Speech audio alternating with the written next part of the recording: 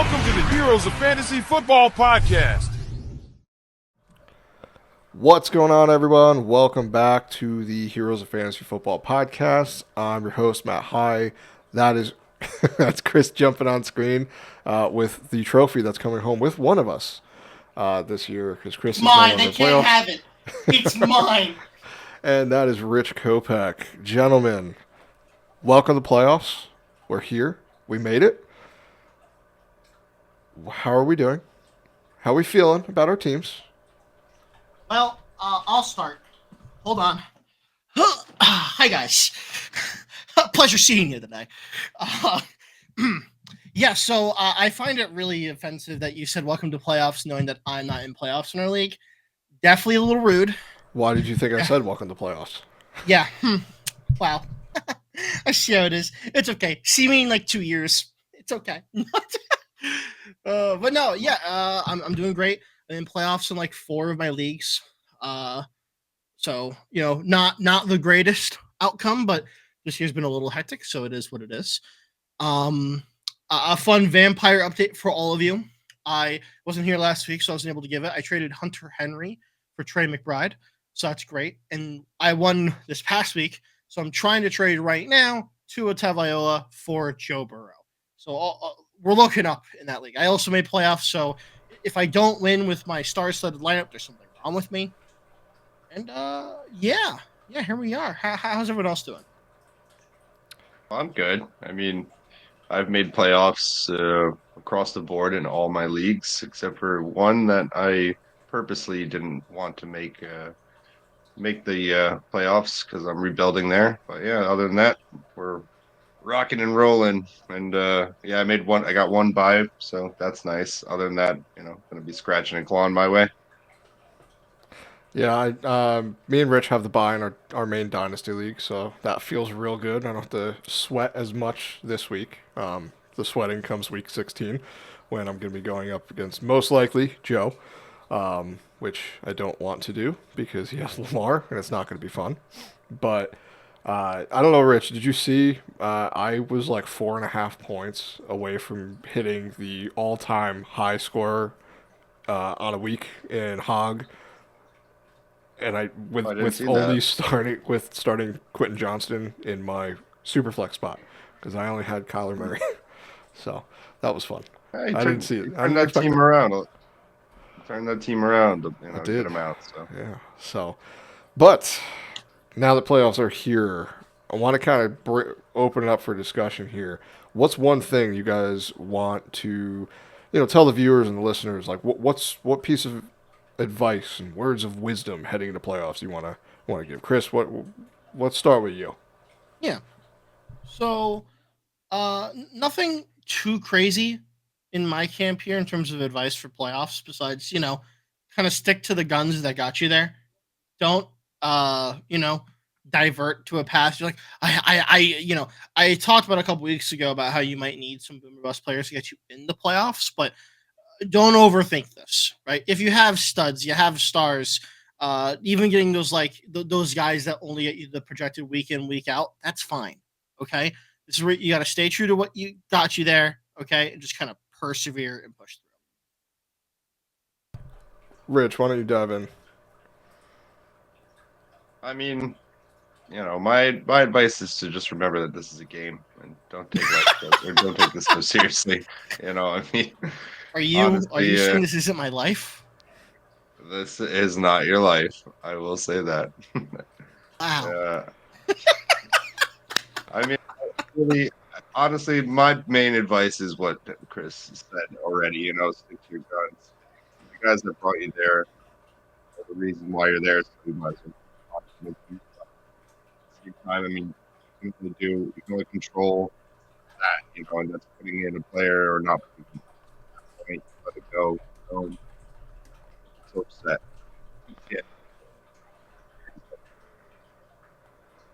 Yeah, for me, it kind of start your studs is always the advice you want to give going into playoffs, just because you got to remember the guys that got you there, but also look at some of the studs you drafted this year have been busts. I mean, Deebo Samuel, he everyone would think he's a stud, but if you start him, you're basically lighting your week on fire potentially.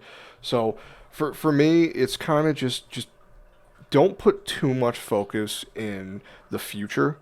Like, don't look too far ahead because it's all about 1 week. You got to get through this next week to make it to the semifinals, and then you got to make it to the finals. So if you put too much emphasis on, oh, that team's easy, I could beat them and I'll be in the finals, that's usually the week you lose, and then all that planning you made is basically gone. It was for nothing. So still look ahead, but don't make that your sole focus of I need to get this guy because my week 17 matchup potentially he's looking for this or I need this. So just pay attention to that. But as always, we're going to do our starts and sits. So now this week, for those of you who do not have the bye, good for you for listening, because just because your redraft season might be over does not mean the learning and the experience is done. This will help you become better for next season. What happens in playoffs, people are going to remember. Now, you can look and see all these, no-name guys do really well in playoffs and realize, is that actually what happened or is there other circumstances?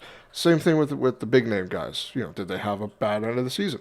This is the time that you need to pay attention to, and it really helps you become a better fantasy manager by weeding through some of those things. So, are you guys ready to jump right into starts? Let's go. Yep. All right, let's do it. Starts of the week.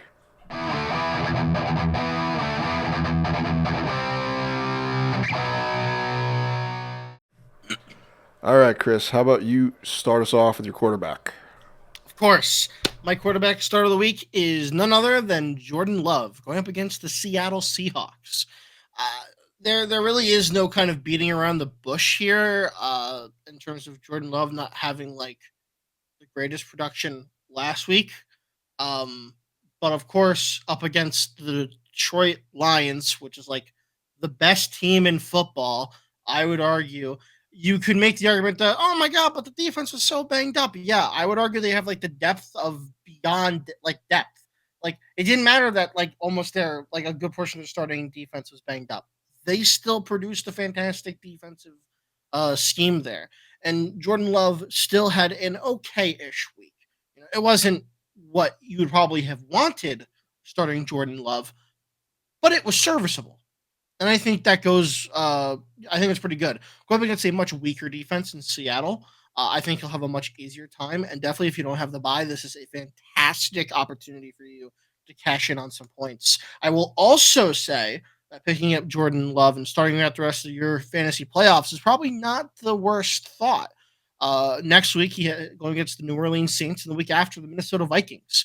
All matchups that aren't the worst. I think are very, very plausible. That the last time he went up against Minnesota Vikings, he dropped 35 points. He could just do it again. So Jordan Love is my start of the week. I like it. Rich, who is yours?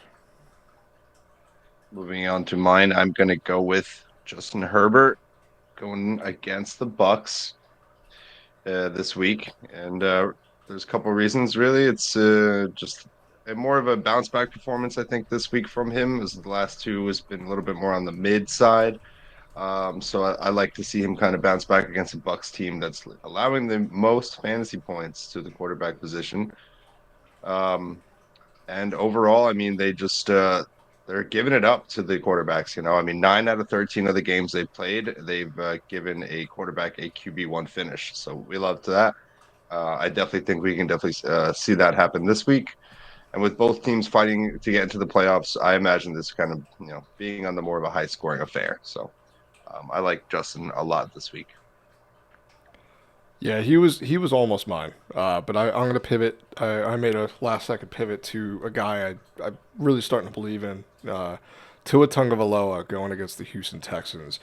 He's been on fire the past couple of weeks. Since week 11, he ranks second among quarterbacks in pass attempts, second in passing yards, and he's tied for first in passing touchdowns.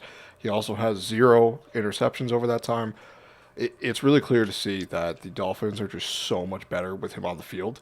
and it just definitely shows. Although he doesn't really have that high A dot that we typically see by some of the top quarterbacks, he just racks up yardage. They're utilizing Devon Achane in the passing game and just connecting with his wide receivers. Now, I said wide receivers, but we can't go on any longer without mentioning the number one tight end in all of our hearts, Jonnu freaking Smith. He's been on a tear lately. The Texans are a good team with a good defense, but I think the Dolphins can score, which makes this game prime to be. It could be a really big shootout between Tua and CJ Stroud. So if you have pieces in this game, I'm really excited to fire them up this week. So.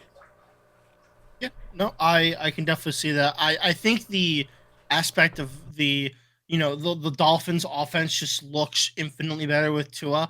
It kind of reminds me of the aspect of how Peyton Manning was to the Colts. I remember seeing like an interview, almost not saying that Tua is Peyton Manning, by the way, so I'll make sure that no one calls me out for that. You heard it here, folks. No, Tua Tagovailoa is Peyton Manning. No. But I remember hearing, I forgot which coach it was some offensive coordinator, I believe. And I believe one of the wide receivers had like asked questions like, okay, but what? And then it was like the depth that quarterback was just like some like no names that like would never be able to be competitive. And one of them had like asked offensive coordinator or whatever. It's like, okay, but what happens if Peyton goes down? And the immediate response was from the offensive coordinator was like, if he goes down, we're done. We lose. We accept this. And that kind of feels like the mentality that the Dolphins had, which I don't know if it's, I don't know. Listen, it's up to you guys on whether you guys think that's good or bad. For me, it shows that they trust Tua a lot. So you take that as you will. But that's my fun take on that situation. Yeah, no, I agree. I agree with that. That's good. I think they definitely have that same mentality, just like the Peyton. I mean, we saw it. Yeah, no, literally. We all witnessed it. This team was hot garbage that was like backed over by a dump truck multiple times when he was off the field. So this is, Tua with the Dolphins equals good progression. So, Chris, who's your running back? I'll lead us right into our next. Sorry, little tangent, but I always like kind of connecting those dots. I think it's a cool way to kind of connect the past to the now of the game. There's no rules here on the Heroes of Fantasy Football podcast. True. So. I can say Tom Brady sucks. There's nothing anyone can do about it. I mean, he can't prove it now. He doesn't play football, so exactly, I mean, hey. Exactly. Moving on to our moving on to our running back section here. I'm gonna start us off here with James Conner. Going up against the New England Patriots. Funny enough, Tom Brady, hello, old team. But he had a fantastic week last week against the Seahawks. I guess I'm bullying the Seahawks this week. I guess. But yeah, he had 18 rushes, 90 yards. Fantastic week. He had 5 yards per carry on average. He also caught all 4 of his targets for like 32 yards and a touchdown. I mean, he had a fantastic week. Kind of goes without saying here. I trust James Conner going into, once again, another not like the best like run defense. I would say like middle of the pack at this point, which is kind of where Seattle also lies to an extent. So and with how I feel dysfunctional that offense is, James Conner has been a sort of rock for this entire team. Once again, going back to the sort of statement of trust the guys that got you there. If James Conner is one of the guys that got you there, I know it sounds weird because I feel like all of us have been saying to a T that, it's only a ticking time bomb before James Conner gets like hurt because he's never finished the season before, blah, blah, blah, blah. Maybe 7 years too late, but he's doing it now. He's doing it now, guys. In year number 8, he's finally has the potential to finish out a season without getting injured. And he looks good. He's currently ranked the 14th overall running back in half PPR leagues. I have no complaints about him. I'd feel very safe starting him, especially as like a high-end RB2. maybe even RB1 if that's something like a situation you're struggling in right now. Yeah, we're going to have a conversation this offseason for Dynasty about Trey Benson and James Conner because Hmm.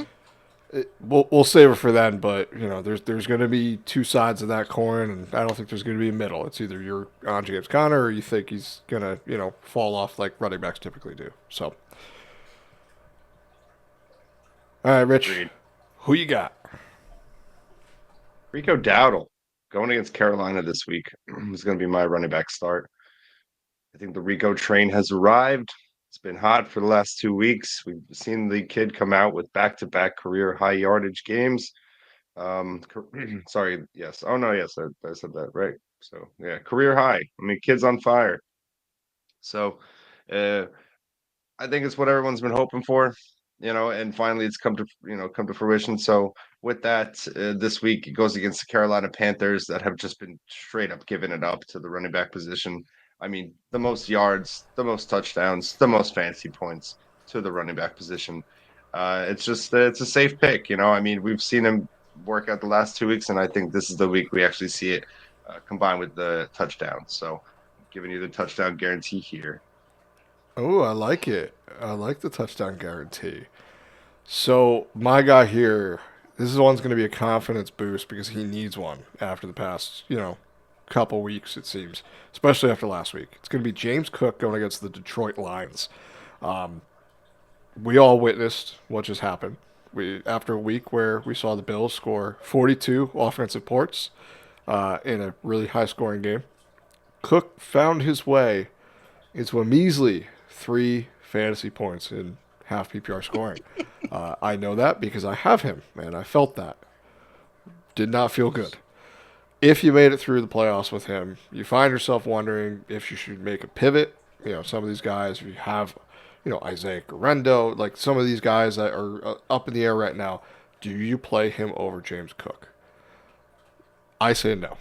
Right now, the Lions defense has been going through a lot of changes with the amount of injuries they have. They're actually allowing running backs to score and move the ball on them, which is something that was not occurring up until recently. Last week, Josh Jacobs had a huge day with 3 rushing touchdowns. Now, I'm not calling for a 3 touchdown game for him, but this should be a really easy bounce back game for James Cook, and this could be another game that has a lot of scoring.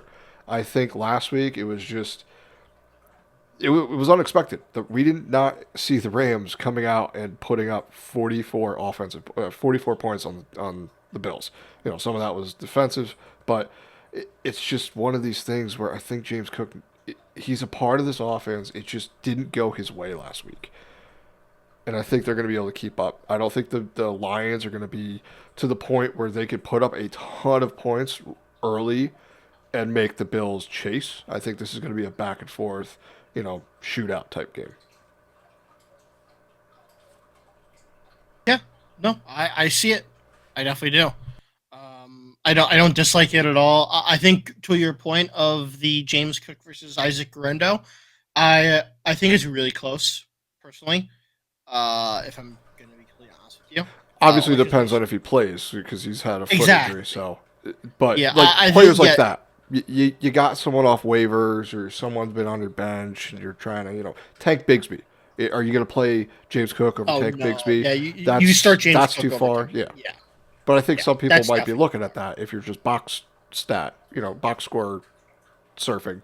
You might be looking. Oh, this guy only got 3 points. This guy got 10. Yeah, okay. yeah, the any situation the Niners. We discussed this on the waiver show. Niners love running the ball. I mean, we've seen now three, actually four running backs not only get in there but get touchdowns when it's needed. Now in Patrick Taylor Jr. I believe is his full name. I believe someone. Yeah, I believe. Yeah, I So believe so. yeah, it's hard. I think you start James Cook over Patrick Taylor. Isaac Rendo and James Cook is definitely a very tough decision, at least in my opinion. But I don't think it's even that bad because if you think about it, you can probably start James Cook in your flex, depending on who you have there. It's like they might both end up in your starting lineup. Very feasible, in my opinion. But moving on from there, I'm gonna kick us off into the wide receiver portion here. So I had some pretty safe picks before, I would say. This is definitely the riskiest of the picks that I got going on here.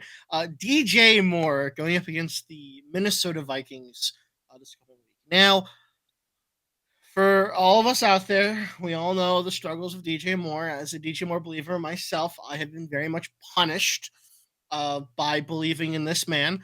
Um, I I don't think it was fully his fault, but that'll be a discussion for when the season is done. I will say that last week didn't do that well. 7.9 fantasy points, saw 8 targets, caught 6 of them, but just 49 yards. Just didn't get a lot of production on those catches. Right. The previous 3 weeks before, 2 of them were great. One of them was okay. However, in week 12, he went up against Minnesota. He caught all 7 of his targets for 106 yards and a touchdown. So he has history already. He's already proven himself that he can be competent going into this defense, and that Caleb Williams looks like a competent quarterback going into the Vikings. Now, obviously, they're going to be at the Vikings, which might make a difference here to be determined. Not really sure how it's going to go, but I feel confident starting him slowly because it looks as if he's still getting the target share. He's still the guy there. I know Odunze also had a really good week last year, but last week, not last year. Obviously. But yeah, I have faith in DJ Moore kind of stepping up. And I'm not going to promise you the 23.4 points again, but a very serviceable, like 15 points is going to be fine. You know, I really like your pick there. So much so that I'm going to pick my guy to be my wide receiver start of the week is on the same team, but playing on the other side of the field. And his name's Odunze. So, I mean, you did great there. I think, you basically kind of started us off there nicely. But just to kind of put a bow on it, Minnesota is giving up the most fantasy points to the wide receiver position. So, in this matchup, I think between Caleb and Brock Purdy, it should be kind of a fist fight there. So why not? I mean, I can see the wide receivers having a good day. The reason why I like Odunze a little bit more than DJ Moore is I just feel like Odunze is getting more integrated in with Caleb. Since I mean their bye week being in week 7, prior to that, the first beginning of the season, barely getting to about 30 targets overall.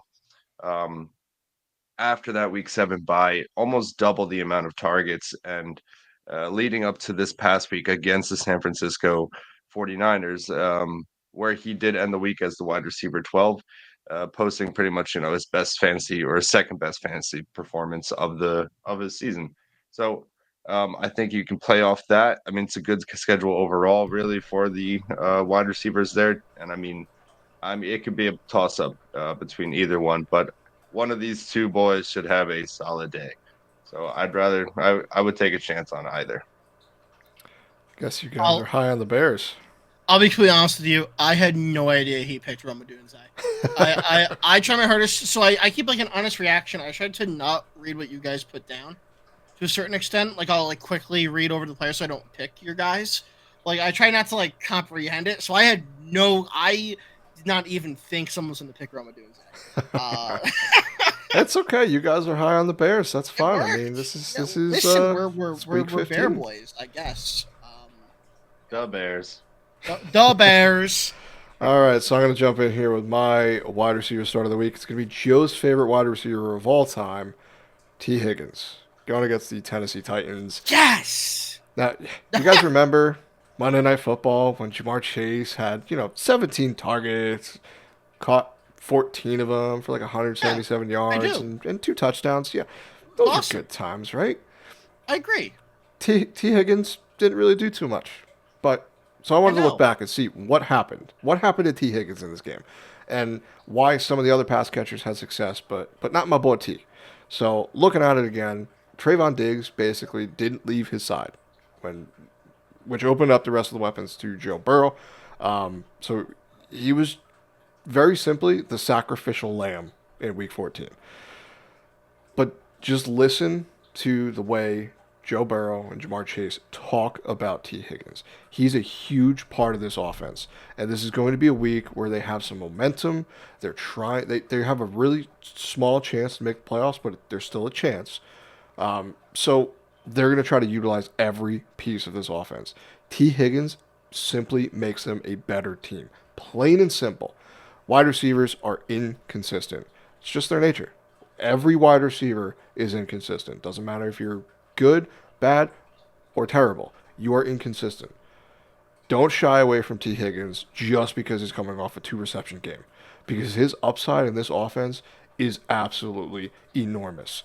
Jamar Chase plays better with T. Higgins on the field. And T. Higgins, if he gets in a soft matchup, I wouldn't call the Tennessee Titans a soft matchup, but they're not as good as they were at the beginning of the year. So when you look at your app, you look at where it shows the team in a color, red for bad, green for good, they're probably red. But they haven't been that good over the past couple of weeks. So have faith in T. Higgins, and I'm putting the touchdown guarantee on him as well. So touchdown for T. Higgins. Oh, okay. Good thing I don't need Jamar this week. He's Sorry. still going to get his, microphone. three touchdowns. Don't worry. Jamar Chase, he is allergic to not scoring a touchdown. True. He is. That guy's good at football, I'll tell you. Yeah, he's very good at football. Just a little bit, I'll kick us off. I think I say kick us off like every single time. I'm gonna move us along to the next section, which is the tight ends. Everyone's favorite position. Hey man, I like mine this week, so I like the tight ends this week. I do too. I looked at that one. I always look to see if someone took him.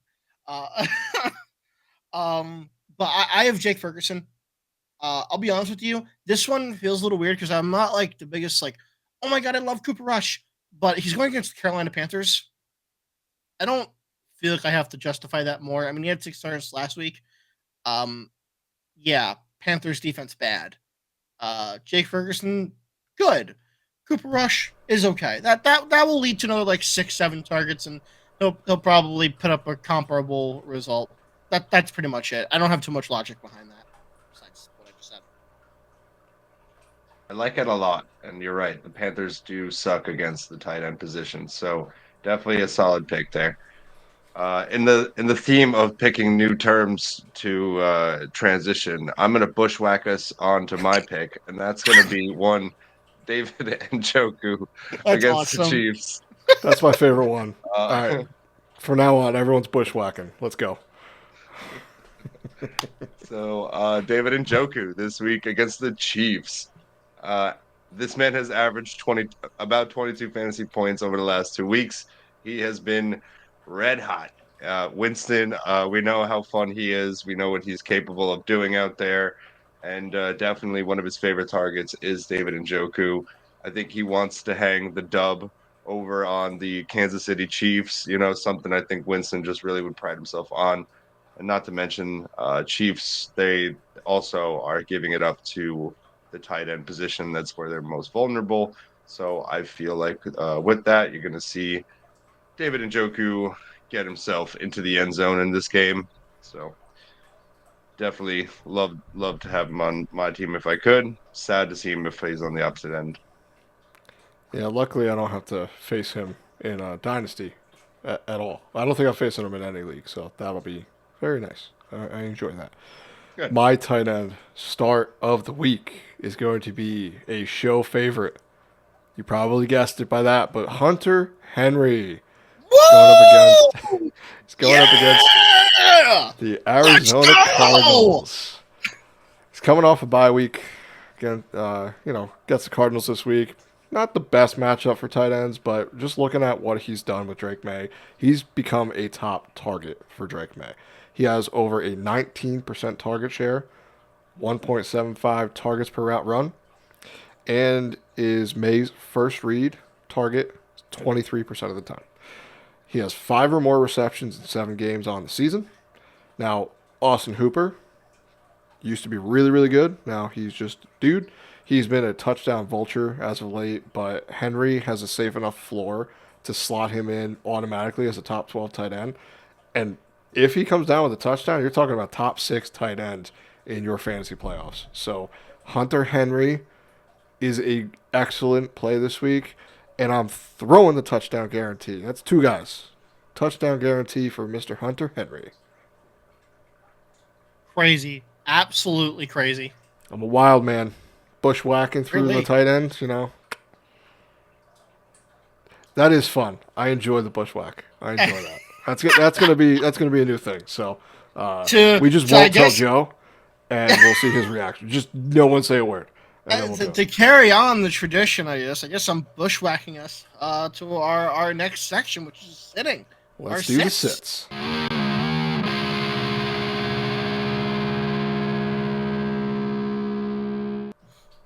All right, Chris, bushwhack away. I have bushwhacked us. We're here. We have arrived. Our bushes have been whacked. Okay, maybe that's a little far. All right. Okay, done. Okay, all right, we're back. Thank you for sticking with us. I have Michael Pittman as the man I am sitting this week. Now, we are very much aware of my hatred. Hatred's a strong word. My displeasure of seeing Michael Pittman where he is right now. He's currently ranked 54 overall amongst wide receivers in half PPR. I drafted him in almost like every single league. That's honestly higher than I thought. Yeah, honestly, fair. So fair, actually. Yeah. He's now going up against the Denver Broncos, which is a fantastic defense, piloted by Pat Surtain. And he will likely be all over Michael Pittman, and he's not going to do anything at all because who does against that guy? I mean, he's just really good at football. So, for all the other reasons, his struggles, the connection with the quarterback, this, that, the other thing, don't do this to yourself. Do not think that you need some unlikely hero scenario for Michael Pittman. That's not going to happen. Right? As tantalizing as it seems, don't do it. Yeah, I feel like you haven't been able to play Michael Pittman for a while. He had like one I'm good like game on looking your at bench. this. It's crazy. It's actually crazy. His best game in recent history of like the past couple weeks was against Detroit, and you were not starting him against Detroit. Like that wasn't happening. So, but yeah. Right on. Well, my guy is going to be Kirk Cousins. Kirko Chains. Sorry, I had to do it. I forgot about that. I'm not going to lie. So yes, do not start Kirk Chains because he is doing anything but being Kirk Chains. Like over the past month, the last 4 games, past 5 weeks, really, because he had a bye week in between there, which really saved him, but or else probably 5 out of 5. But over his last 4 games, he has thrown actually 0 touchdowns and 8 interceptions. Oh last time I checked, that is not good statistics. Here, let me get you an update on that. Let's see if that's good. No, yeah, it's pretty bad. Yeah. Oh, he just threw another interception. Oh, it was to me. I caught it. See? So, I mean, look, it's that the whole combination of that, of him not being really a mobile quarterback. You got Max Crosby in this matchup. Even though it is against the Raiders, and you would feel like it's good on paper, but just I don't know. I see him being under duress this whole time, or more often than not. And at that point, they're not going to really need him. They'll probably get up ahead early using Bijan, and then from there just kind of run it out. So I just wouldn't start Kirk this week. So what you're saying is he's coming out swinging. He's going to have an 8 touchdown game, 0 interceptions. Then it's going to be a 1-to-1 touchdown to interception ratio. Correct. Got it. Yeah. Everyone's bench. Okay. Yes. I'm gonna start him. 8 I might have to 8 start him. over the last 5 weeks. Yeah, we'll see how that goes. My guy might rub people the wrong way a little bit. It's going to be Jeudy going against the Kansas City Chiefs. Now, I know Jeudy has been on fire since Winston took over, especially over the past couple of weeks. I have eyeballs. I see statistics. He's been really, really good. It's been a really fun ride, but lots of memories, lots of highs. But sadly, all good things must come to an end at some point. He gets probably the toughest matchup yet, and even though I would still see him get a bunch of deep targets from Jameis because, let's face it, that's just what Jameis does. He just chucks it deep. Steve Spagnuolo's defense, they're just always really well prepared, and they have the tape on these guys. They know what they're going to do, and they just take out your number one option. Similar to the way the Patriots and Belichick used to do it. It's like, oh, that guy's the best player. Build a defense around that. He's not getting anything. We're just going to stop you there. Then watch the offense stall out. It's that number one offense is not going to be Nick Chubb or Jerome Ford. It's Jerry Jeudy and David Njoku. Rich's start of the week for tight end. They give it up to the tight end, so Njoku should be perfectly fine. He's got an awesome matchup, but Jeudy is going to have his biggest test on the season, and I just don't see him making it up with a passing grade this week. So I would definitely try to sit. I know it's going to be hard to sit him. Hopefully you have a couple other options, but I just would really temper expectations for Jeudy this week. All right. Yeah, I don't disagree. You're right. That defense does work really, really well. They're a very good defense. And Jameis isn't the best. He really does chuck it down there and calls it a day half the time. So a lot of things to exploit there from a good defense. Richie, As somebody who has barely made it into the playoffs and has Jerry Jeudy on his team, I hope you are terribly wrong, sir. Yeah. The probability of him getting a deep shot is about 150%. He's gonna get one, probably 4, because it's Jameis. I just don't see him coming down with them. So he could. It could be a broken play, but you can't always bank on a broken play. Yeah. So that's all. I don't have much options. So, Jeudy, if you're listening, do things, man. Richie has called out to you, Jerry Jeudy. Now you have to go off. It's a must. All right. $5 bill. Hey, multi-million-dollar player, $5 just for you. Have fun. All right, everyone. Well, we appreciate everyone joining us for the episode. Hope you enjoyed it. Please like, share, and subscribe on YouTube at youtube.com/@theheroesff. We're on Apple Podcasts, Spotify. We're basically everywhere. You can have things get sent to your phone. We're there. It's fun. We're in the interwebs. Enjoy. So if anyone has any questions for us, we would love to answer those. So you can follow us on X. You can reach out in the comment section. We'd love to hear from everyone. And good luck in your fantasy playoffs. If you have the bye this week, enjoy it.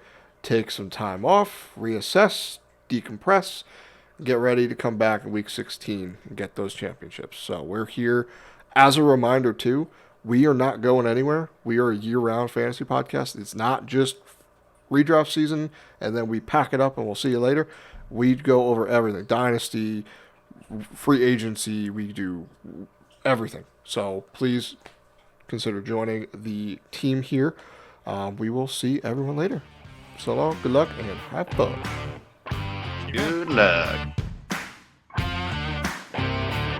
Thank you again for tuning in to another episode of the Heroes of Fantasy Football podcast.